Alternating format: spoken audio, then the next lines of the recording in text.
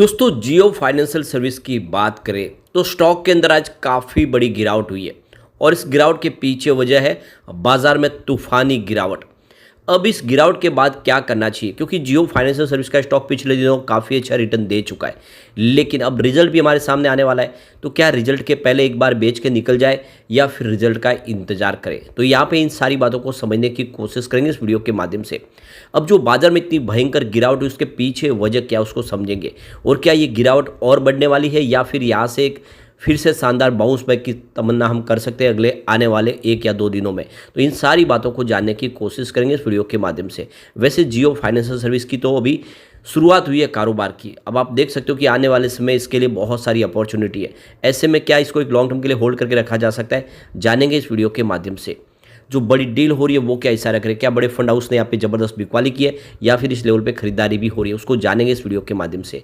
लेकिन फ्रेंड, उससे पहले अगर आप पहली बार हमारे चैनल पे आए तो चैनल को सब्सक्राइब कर दीजिए, एक बेल आइकॉन दबा दीजिए ताकि जब भी नया वीडियो बने पहला नोटिफिकेशन आपको मिले। वीडियो पसंद आए तो लाइक से जरूर कीजिए। चलो फ्रेंड्स, वीडियो स्टार्ट करते हैं। मैं हूँ आपका दोस्त SB दवे और हमारे अपने चैनल ऑनलाइन कमाई में आपका बहुत बहुत स्वागत है। तो सबसे पहले बाजार की बात कर ले। आज BSE सेंसेक्स 73,399 के स्तर पे क्लोजिंग दी है। 845 पॉइंट की भारी भरकम गिरावट थी, यानी 850 पॉइंट की गिरावट हमें देखने को मिली। 1.14% गिरा BSE सेंसेक्स। तो काफ़ी बड़ी गिरावट हुई है और आप देख सकते हो इस गिरावट में बहुत ज़बरदस्त शेयरों में भी भारी भरकम गिरावट हुई है।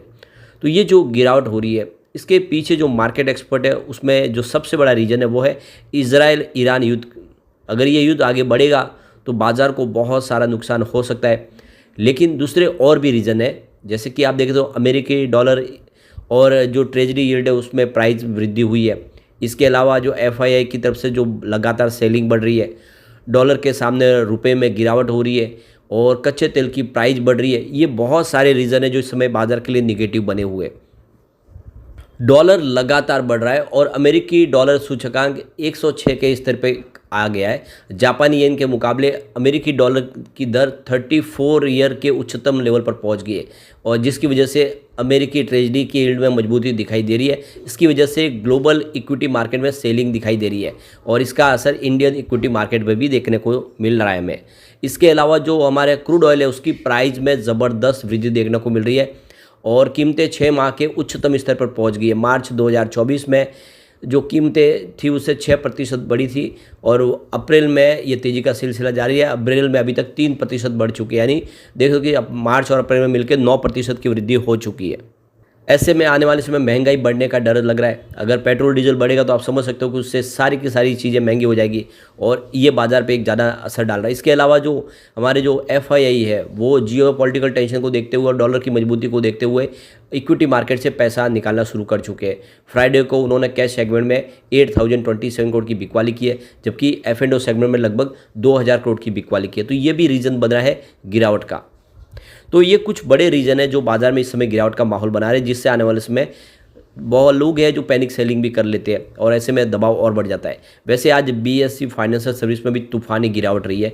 10,458 के स्तर पे 193 पॉइंट की गिरावट, यानी 1.81% गिरा BSE फाइनेंशियल सर्विस और नतीजा ये रहा कि जियो फाइनेंशियल में हमें बड़ी गिरावट देखने को मिली। तो स्टॉक की शुरुआत ही गिरावट के साथ हुई 362 पर, क्लोजिंग थी फ्राइडे की 372 के आसपास। इंट्राडे में 362 का यही हाई और जो लो है वो 351 का है। काफ़ी बड़ी गिरावट हुई और अंत में क्लोजिंग 355 के आसपास रही, जहाँ पे 4.57% की हमें गिरावट देखने को मिली, लगभग 4.5% की। अब इसकी परफॉर्मेंस को देखें तो 5 अप्रैल को स्टॉक 373 के आसपास था, जहाँ पे 3.3% की तेज़ी देखने को मिली। 8 अप्रैल को स्टॉक 369 के आसपास आ गया, जहाँ पे 1.1% की गिरावट देखने को मिली। 9 अप्रैल को स्टॉक की क्लोजिंग 367 के आसपास है, जहाँ पे 0.4% की फिर से गिरावट हुई। और अगर हम बात करें 10 अप्रैल की तो 370 के आसपास स्टॉक आ गया 0.7% की तेज़ी के साथ और 12 अप्रैल को 372 के आसपास क्लोजिंग रही, जहाँ पे 0.5% की तेज़ी बनी। तो पिछले 2 ट्रेडिंग सेशन से भले ही कम लेकिन पॉजिटिव क्लोजिंग हो रही थी, लेकिन आज बाजार के सेंटीमेंट इस तरह से बिगड़े कि यह स्टॉक में भी भारी भरकम गिरावट हो गई और आप देख सकते हो कि ये गिरावट का सिलसिला अगर और आज जारी रहा आगे तो फिर बड़ी मुसीबत हो सकती है। लेकिन इसके बीच में रिजल्ट भी आने वाला है हमारे सामने। 19/4/2024 को कंपनी ने रिजल्ट डिक्लेयर कर दिया है, यानी हमारे पास अब 4-5 दिन का समय बचा है। रिजल्ट हमारे सामने होगा, रिजल्ट बेहतर होगा तो आप समझ सकते हो इसमें एक अच्छी तेज़ी की संभावना फिर हम देख सकते हो। और वैसे जो लॉन्ग टर्म इन्वेस्टर उनको इस स्टॉक में तो डरना नहीं चाहिए, आपको इसमें बने रहना चाहिए, क्योंकि वाकई में आने वाले समय स्टॉक बहुत ऊपर तक जाने की संभावना रखता है। लेकिन जो शॉर्ट टर्म इन्वेस्टर उनके लिए सोचने का वक्त है ये। तो मार्केट एक्सपर्ट क्या कह रहे हैं इस गिरावट के बाद, वो भी देखने की कोशिश करेंगे। तो फिलहाल जो टेक्निकल सेटअप है वो बेयरिश दिख रहा है, और नियर टर्म में जो सपोर्ट दिखाई दे वो 340 335 के आसपास दिखाई दे रहे हैं। अब यहाँ पे देखिए कि रैलीगर ब्रोकिंग की तरफ से रवि सिंह का जो बयान निकल कर आया है, उनके हिसाब से देख सकते हो कि स्टॉक डेली चार्ट पैटर्न पर वीक दिखाई दे रहा है, और यह 335 के लेवल तक जा सकता है नियर टर्म में। तो यहाँ पे देखो कि आपको स्टॉक अगर निचले लेवल पे मिले तो आप उसमें खरीदारी करें। अप साइड के टारगेट 370 के दिए गए। दूसरी तरफ देखें तो कि एंजल वन के ओशो कृष्णन के हिसाब से देखें तो स्टॉक में प्रॉफिट बुकिंग के सिग्नल दिखाई दे रहे, और स्टॉक आने वाले जो इमीडिएट सपोर्ट दिखाई दे रहा है वो 340 335 के आसपास दिख रहा है। और तो ऐसे में इस समय जो शॉर्ट टर्म इन्वेस्टर वो थोड़ा सा प्रॉफिट बुकिंग के बारे में सोच ही सकते हैं। इसके अलावा अगर आप देखें तो टिप्स टू ट्रेड की तरफ से AR रामचंद्रन के हिसाब से देखें तो उनका कहना है कि स्टॉक थोड़ा सा बेरिश जरूर दिख रहा है डेली चार्ट पैटर्न पर, लेकिन जो आने वाले समय इसकी जो संभावना है वो अगर आप ऊपर के रेजिस्टेंस देखें तो 379 के आसपास का, लेकिन जो लोअर साइड में देखें अगर 353 के आसपास अगर क्लोजिंग इसकी देखें तो लोअर साइड में 318 का टारगेट देखने को मिल सकता है। यानी गिरावट ही तो 318 तक नीचे जा सकता है, ऊपर की तरफ 379 का रेजिस्टेंस है। ये देख के आपको इसमें अपनी रणनीति बनानी चाहिए।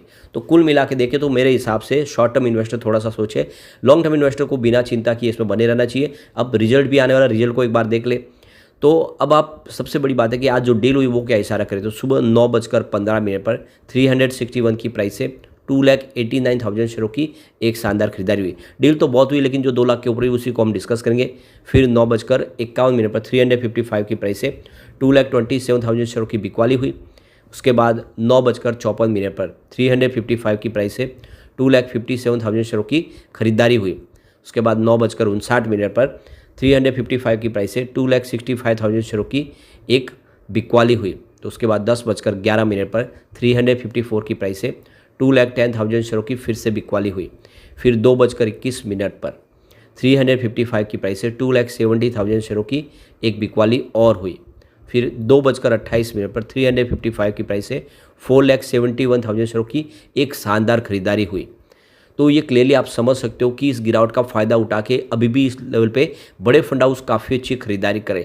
ये इसलिए आपको इसमें ज़्यादा डरने की बात नहीं है, क्योंकि इस लेवल पे भी खरीदारी हो रही है, लेकिन बिकवाली का दौर है। तो कुल मिला के देख सकते हो कि रिटेल इन्वेस्टर अगर पैनिक सेलिंग शुरू करेंगे तो गिरावट थोड़ी बढ़ सकती है। इसीलिए शॉर्ट टर्म इन्वेस्टर चाहे अगर अच्छा प्रॉफिट मिल रहा है तो प्रॉफिट बुक कर सकते थोड़ा सा, लेकिन मेरे हिसाब से इंतजार रिजल्ट का करना चाहिए। रिजल्ट बेहतर आएगा तो यहाँ पे एक अच्छी तेज़ी देखने को मिलेगी और आने वाले समय स्टॉक कमाल कर सकता है। तो अभी फिलहाल बाजार के लिए थोड़ी सी चिंताजनक बात जरूर है, हो सकता है बाजार थोड़ा और गिरे। तो ऐसे में सभी स्टॉक नीचे आते, चाहे कितना भी मजबूत स्टॉक उसमें गिरावट जरूर होती है, ये आपको खास ध्यान रखना चाहिए। लेकिन फ्रेंड, कोई भी इन्वेस्टमेंट करने से पहले अपने फाइनेंशियल एडवाइजर से बड़े ले ले या अपना खुद का रिसर्च करें, क्योंकि मैंने वीडियो आपके एजुकेशनल पर्पज़ के लिए ही बनाया। वीडियो पसंद आए तो लाइक से जरूर कीजिए और चैनल को सब्सक्राइब कर दीजिए। Thank you friend.